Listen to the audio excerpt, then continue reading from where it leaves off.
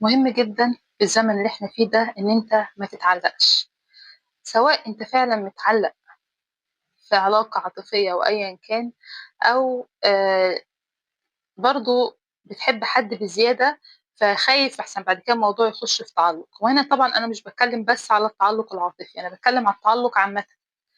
ما ينفعش تتعلّق، حلو جدًا يعني تحب حد، وحلو جدًا إن أنت تحب هدفك وتجري وراه، بس التعلُّق بحاجة زيادة عن اللزوم ده بيسلبنا أهم حاجة ربنا مدّيها لنا، بيسلبنا نعمة العقل، بنبتدي بعد كده نتصرّف من غير عقل، مش بيبقى حُب بس أو بيبقى أنا عايز الحاجة دي بس، لأ بيبقى بعد كده بنبتدي نطلع برّه طبيعتنا وبنبقى شخصيات غيرنا وبنعمل تصرّفات كتير غلط.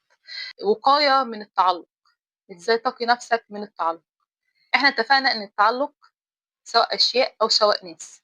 ماشي، أنا دلوقتي لو اتعلّقت بناس، إيه المشكلة؟ المشكلة طبعًا لا قدّر الله ممكن أفقدهم أو ممكن يتعبوا أو ممكن يخذلوني، وهنا باتكلّم على الناس، الأشخاص، هابتدي أول حاجة بالأشخاص. الأشخاص دي هنا طبعًا أنا مش باتكلّم على الحبيب بس، أنا باتكلّم كمان على الابن، الأم، في ناس بتبقى متعلّقة بأمها زيادة عن اللزوم، الأب، الإخوات، الصحاب، الزوج، الزوجة، الحبيب، كل حاجة، كل حاجة، أي نوع من أنواع التعلُّق. ماشي، أنا مثلًا دلوقتي هافترض إن أنا مثلًا متعلقة بحبيبي مثلًا أو متعلقة بزوجي، إيه الحاجة اللي هو دايمًا بيدّيها لي وأنا فعلًا من غيره يومي بيبوظ، يومي فعلًا لو ما ادّانيش الحاجة دي أنا حياتي كلّها بتبوظ. أبتدي إن أنا أدّي الحاجة دي لنفسي. طبعًا أنا مش باقول أنت ما تستمتعش بالحاجة اللي أنت بتاخدها أو ما تستمتعش بالحب أو بالحالة الجميلة اللي أنت فيها، بس لازم تتعوّد برضه إن أنا افرض الشخص ده في أي حاجة حصلت لا قدّر الله، لازم أتعوّد إن أنا ما اتدمّرش لو حصل لا قدّر الله أي حاجة. فأنا مثلًا لو الشخص دوّة بيدّيني مثلًا اللي هو بيسمعني كتير، أنا مُعتمدة كل ما تحصل حاجة في حياتي لازم أتصل بيه وأكلمه وأقول له حصل كذا. أتعوّد، مش هاقول هافُك يعني أبطّل العادة دي، بس أتعوّد على الأقل مثلًا مرّة في الشهر أو مرّة كل أسبوع إن أنا بدل ما أجري عليه وأقول له الحقني، لأ أنا مثلًا باجرّب أتصرّف مع نَفْسي. مثلًا صاحبتي دي أنا متعوّدة ما فيش مرّة غير لازم إيه، لازم تحصل لي كل ما آجي أعيّط أو يحصل لي أي حاجة وانهار نفسيًا، صاحبتي دي لازم هي اللي تبقى موجودة وباحبها وربنا يخلّينا لبعض وكل حاجة، جميل. بس أجرّب مثلًا مرّة أو أبقى متضايقة شوية أو أي حاجة، أجرّب إن أنا أتصرّف مع نَفْسي، إن أنا أشغّل فيديو كده وآجي مكلّمة نَفْسي، أغنّي، أطلّع أنا نَفْسي بالموضوع ده. ده مثلًا لو اتكلّمنا على الصحاب أو على الحبيب أو أي حاجة. طبعًا خُدي المثال ده على كل حاجة. ابني، ابني حبيبي، أم بقى، أب، أيًا كان، أنا متعوّد سعادتي كُلّها، روحي كُلّها إن أنا أشوفه بيلعب ومبسوط، بانبسط، دي سعادتي كُلّها، ولو ما شُفتوش مبسوط أكتئب. أجرّب برضه مرّة في الأسبوع أو مرّة في الشهر، بس يعني يُفضّل كل شوية يكون أقرب، إن أنا مثلًا باودّيه مثلًا ملاهي مثلًا، بيلعب وباتبسط دي سعادتي وكل حاجة. أجرّب أنا بقى مرّة أروح الملاهي وانبسط لوحدي، من غير ما يكون هو موجود. أجرّب أعمل كده مرّة، لإن لا قدّر الله أنت برضه مش متوقع تلاقي إيه من الأشخاص دي مهما كان، على فكرة حتى لو أم، حتى لو أب، ماشي يا ربنا يخلّيهم لنا ويا رب ربنا يهدينا على بعض، بس أنت برضه لازم تحُط كل التوقعات. الفكرة العامة إن أنا أستمتع بحُبّهم بس ما أضيعش لو الحُب ده اتشال أو حياتي كلّها تضيع. هازعل بس حياتي مش هتضيع عشان أنا مش هابقى مركّز إنّي باخُد الحُب كلّه منهم أو أيًا كان أنا محتاج إيه منهم فباخده منهم. حتى أحيانًا أنت برضه بتبقى مستمتع بالعطاء للأشخاص دي، يعني أنت ممكن في أشخاص معيّنة أنت بتبقى مستمتع بحالة العطاء دي. فبرضه حتى استمتاعك إن أنت بتعطيهم فهُم بيستمتعوا بعطائك، جرّب برضه حتى العطاء ده تدّيه لحد تاني، يعني جرّب مثلًا تروح لأماكن خيرية مثلًا مرّة في الشهر أو كده، أو أي حد محتاج، جرّب إن أنت لو عندك حتّة العطاء دي تدّيها لحد تاني، تجرّب توزّعها هتحس برضه بتأثير اللي أنت بتعمله.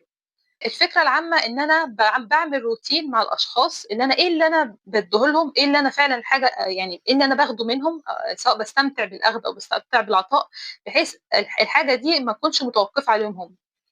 باستمتع بيهم كل حاجة، باستمتع بالعطاء، باستمتع بالأخْذ، بس بيبقى في مثلًا ليّا روتين إن أنا مثلًا مرّة باعمل الحاجة دي من غيرهم هم، وباحاول أستمتع، مش اللي أنا باقول والله أنا خلاص عملت الروتين ده أو أنا جرّبت مرّة الأسبوع دوّة بس إيه، بس الدنيا ما مشيتش وما انبسطتش فمش هاجرّب تاني، لأ باجرّب مرّة في مرّة إن أنا باعمل كده.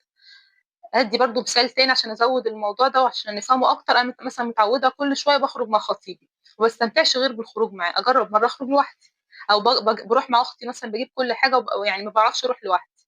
أجرب مرة إن أنا أروح مثلا مرة في الشهر، مرة في الأسبوع أروح لوحدي، وهكذا. قيس على كده الحاجات النفسية، العادات. أنا بتكلم هنا على العادات أو على الحاجات النفسية اللي أنا باخدها من الشخص ده. إيه اللي أنا باخده من الشخص ده فأنا أقدر أديه لنفسي. فده مهم جدا ان هو ما يدخلناش يقينا بعد كده من حاله التعلق اللي احنا بعد كده لا قدر الله لو دخلنا في حاله تعلق بالشخصيات دي. وقتها نبقى فعلا انسحابنا منهم هيبقى صعب جدا، يعني ان برضو احنا ما نعرفش بكره ايه اللي هيحصل. ده التعلق بالنسبه للاشخاص. بالنسبه برضو للاشياء او هدف معين، برضو لازم اجرب ان انا مثلا، انا دلوقتي نفسي مثلا اكون اخش كليه الطب مثلا، نتكلم على بتوع الثانويه العامه، نفسي اخش كليه الطب. لازم اتعلم ان انا برضو، افرض ماشي بذلت كل المجهود وعملت كل حاجه، بس افرض ما دخلتهاش، يعني افرض حصلت اي ظروف ما دخلتهاش، هل حياتي تبوظ بعد كده؟ لا. بدي احتمالات تانية لو انا ما دخلتهاش اصل الموضوع برضو بيبقى نصيب، يعني برضو مبقاش ليه علاقه بالاجتهاد قوي. افرض انا ما دخلتهاش، وقتها انا عندي برضو حلول بديله، لان انا لو ما دخلتهاش عندي كذا بديل انا حاطاه في دماغي. ممكن اخش مثلا كليه اثار، ممكن اخش كليه تانية، انا عارف انا هعمل ايه، عندي خطه بديله بحيث ما اقعش في فكره ان انا ايه ده حياتي هتقف لو ما دخلتش الكليه دي. الكليه دي لو ما حصلتش كده، في ناس بتنتحر، وفي ناس فعلا بيقعدوا وقت طويل مكتئبين دخلوا كليه تانية بس مش بيدوا فيها احسن حاجه عشان ما دخلوش الكليه اللي هم نفسهم فيها. فلازم نتعود ان احنا يبقى عندنا مرونه مع الحياه ومع ظروف الحياه، ولازم نتوقع كل الاحتمالات ان ربنا هو اللي في ايديه قدرنا. فلازم نحط كل الاحتمالات دي عشان خاطر ما نقعش في الفخ آه، بتاع اللي احنا حاجاتنا اللي احنا عايزينها ما تحققش.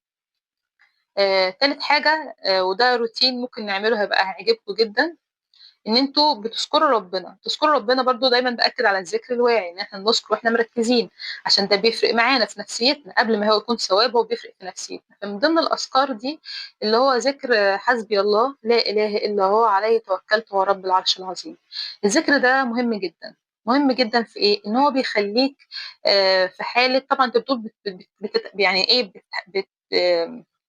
بتوكل ربنا في الحاجه اللي انت عايزها، او بتذكر باسم الله الوكيل، انت بتتوكل عليه او بتعتمد عليه. يعني اسم الله الوكيل اللي هو بتتوكل على ربنا. فبدي مثال في الموضوع ده، مثلا زي محامي بتوكله حاجه، فانت بتكون ما بتفكرش في الحاجه دي. لو انت وكلت المحامي اي قضيه او اديت للمحامي قضيه، انت ما بتفكرش في الحاجه دي. فكذلك لما انت بتذكر تقول حسبي الله لا اله الا هو عليه توكلت ورب العرش العظيم. الذكر ده لو انت ذكرته بالطريقه بتاعت ان انا مثلا اتخيل ايه ممكن اوحش حاجه تحصل، او ايه الاحتمالات الاخرى، هيبقى صعب شويه بس حلو التدريب ده. ايه التوقعات الوحشه جدا اللي ممكن تحصل، سواء في يومي، سواء من الشخص ده، سواء في النتيجه نفسها، بحيث استعد ليها. فانت بتتخيل الموضوع ده، بتذكر الذكر ده وبتتخيل كل الاحتمالات اللي ممكن تحصل خارج اللي انت عايزه. ف... واثناء طبعا الحكايه دي انت بتقول حسبي الله لا اله الا هو عليه توكلت، فبوكل الموضوع ده لربنا، فبتحس براحه غير طبيعيه، لان انت يعني انت كانك بتفترض ايه اسوأ حاجه ممكن تحصل، بس انا لا، انا هوكل ربنا، انا سايب على ربنا في نفس الوقت. فانت بتعمل حاجتين حلوين قوي. اول حاجه بتتوقع كل حاجه، فبتحمي نفسك من الصدمه، مش حاطط احتمال واحد سواء من الشخص او من يعني الشيء اللي انت عايزه او اي حاجه. وفي نفس الوقت بتوكل في الحاجه دي ربنا، يعني كمان انت بتدي حل ليها وبتقول يا رب حتى لو الحاجه دي لا قدر الله حصلت انا وكلتك فيها. ده في ذكر حسبي الله لا اله الا هو عليه توكلت وهو رب العرش العظيم. ده كانها زي نظريه، نقدر نقول هي زي نظريه احتمالات كده. فالموضوع ده ممكن تخلوه مثلا تذكر مثلا 3 مرات الذكر ده، 10 زي ما تحب. اهم حاجه تكون مركز، تكون في اوضه لوحدك، او تكون حتى لو انت في وسط الناس تبقى. اهم حاجه تحاول تعمل اسباب ان انت تكون مركز كويس جدا وانت بتقول الذكر ده، بحيث ان ده تدريب لعقلك انت تحمي نفسك من الصدمات، وفي نفس الوقت بتوكل امورك لربنا، فلازم محتاج تركيز. فممكن كمان تعمله، كمان مش شرط حتى الاهداف او اشخاص، ممكن كمان تبقى دي عاده يوميه او زي روتين يومي، ان انت بتتخيل ايه اوحش حاجه مثلا خايف منها في اليوم، فتقول للذكر ده. يعني ده يعودك برضو انت تحط كل احتمالات الوحشه، بعد كده بتقول ايه حسبي الله لا اله الا هو عليه توكلت ورب العرش العظيم. هو ايه، هو عارف يعني ايه اللي هيحصل. انا سايب الامر ده ليه، يعني ايا كان الوحش اللي هيحصل انا سايب الامر ده ليه. انت نفسك بتلاقي نفسك مستعد للي بيحصل، يعني حاطط احتمالات وحشه، مستعد نفسيا، وفي نفس الوقت ذاكر داخل ربنا في خوفك. وحاطط الاحتمالات، فربنا يكون معاك، انت نفسك هتكون مرتاح. ويا سلام لو بعدها قلت كمان يا لطيف، اللي انت حتى مثلا خايف من حاجات انت فكرت فيها دي، فبتقول يا رب الطف، يا لطيف ان شاء الله ما يحصلش كده. ده الذكر يا جماعه، الذكر هو فعلا اللي بيغيرنا. ربنا يعني مدينا تحفيز ان احنا اللي هو الثواب، لكن هو جزء من حياتنا. انت لو ذكرت بالطريقه دي، كل ذكر ذكرته بالاحساس ده، حياتك هتتغير ونفسيتك هتتغير بجد، يعني تبقى بدايه لكل تغيير حلو. ف ربنا يشفينا من التعلق لو احنا كنا متعلقين باي حد، وربنا يقينا من التعلق ويخلينا دايما نحب بعض، يحقق لنا كل احلامنا، ولو ما اتحققتش برضو احنا راضيين وموافقين بكل حاجه، مسلمين. لو عجبكم الفيديو لايك وشير. شكرا.